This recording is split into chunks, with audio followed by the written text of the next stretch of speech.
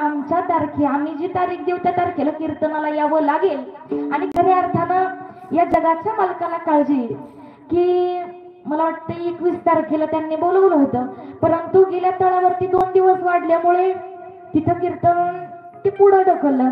दादा म्हणले ताई आता काय करायचं? म्हणलं मामांची इच्छा, आपल्या हातात काहीच नाही, ती इच्छा मामांची आहे। परंतु त्या दिवशी सुद्धा कीर्तनाचा योग आला आणि पुन्हा आज या दिवशी या तळावरती आमच्या दादांच्या नियोजनामध्ये कीर्तन करण्याचा योग आला। दादांच्या चरणी मस्तक ठेवते।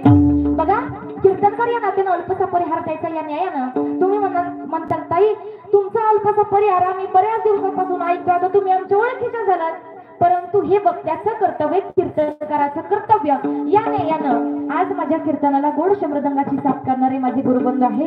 बघा, आपल्या पंचक्रोशीचं भूषण असणारे ज्यांच्या पखवाजाची थाप जरी ऐकली तरी आम्हाला समजतं की आता आमचे विशाल महाराज पखवाज वाजवतात।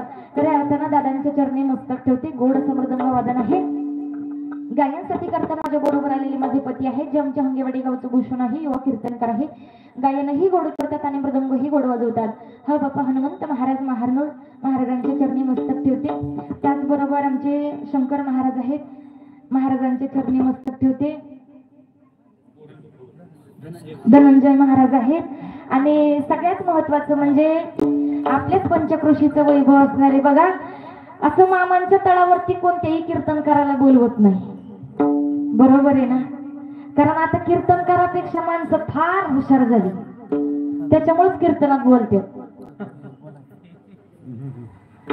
काय झालं, मामांच्या तळावरती असंच कुणालाही बोलवत जात नाही आणि त्याच्यामध्ये काहीच नंबर आहेत ज्याच्यामध्ये अगदी माझ्यापेक्षा ज्यांचा अनुभव जास्त आहे त्या मला माझ्या मोठ्या बहिणीप्रमाणे असणाऱ्या हब्बप संजीवनी ताई शिंगाडे, ज्यांचं काल तुम्ही रात्री 6 वाजता कीर्तन ऐकलं। मामांच्या चरित्रावरती 2 तास बोलतात, माझ्यापेक्षा चांगलं चरित्र सांगतात। अशा माझ्या मोठ्या बहिणीप्रमाणे असणाऱ्या आमच्या ताई कीर्तनाकरता उपस्थित आहेत आणि त्यांच्यापेक्षा जास्त आभार जर कोणाचे म्हणायचे असतील तर आमचे असणारे दादा, कारण एकटी स्त्री काहीच करू शकत नाही। तिच्या पाठीमागं तिच्या नवऱ्याचा हात असा भक्कम पाठीमागं लागतो, ज्याप्रमाणे माझ्या पाठीमागं आमच्या महाराजांचा हात आहे तसंच आज टाळ घेऊन आमचे दादा उभे आहेत। एकदा त्यांच्याकरता जोरदार टाळ्या त्यांचेही चरणी मस्तक सर्व टाळकरी वृंदाच्या चरणी मस्तक। बघा, शूटिंगचं जे काम करतायत ते आमच्या गावचे असणारे सौरभ दादा इधाते। आज चालू असणारं कीर्तन तुम्हाला 2 दिवसांनी भक्तिमय छाया या युट्यूबच्या चॅनेलवरती तुम्हाला पाहायला मिळणार आहे। आजच नाही तर अनेक मामांची चरित्र तुम्ही आतापर्यंत तर पाहिलेच आहेत, ते सगळे चरित्र आमचे सौरभ दादा इधाते भक्तिमय छाया चॅनलचे सर्व म्हणून दादांच्या चरणी मस्तक ठेवते।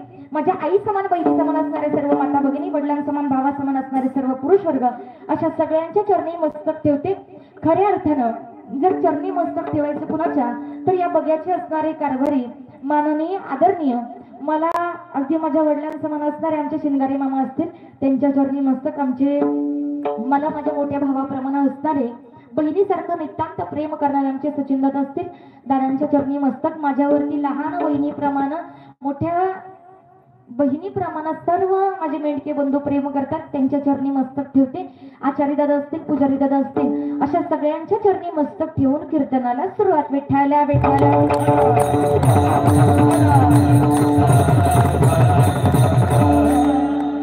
जगाचा मालक असंच कुठेही जात नाही, देव येणं म्हणजे एवढी सोपी गोष्ट नाही बाबा। पण मामा आज आपल्या मेडत गावामध्ये आले, बऱ्याच दिवसापासून आम्ही माझ्या मामाची वाट पाहतो आणि खऱ्या अर्थानं मामाचं पाऊल आपल्या मेडत गावाला लागलं, मामाची मेंढी माऊलीचं पाऊल आमच्या छोट्याशा मेडत गावाला लागलं म्हणजे खऱ्या अर्थानं आमच्या जीवनाचं सोनं झालं, बरोबर आहे ना बाबा? लागली याचा होल मामा उमटल पाऊल, लागली याचा होल मामा उमटल पाऊल।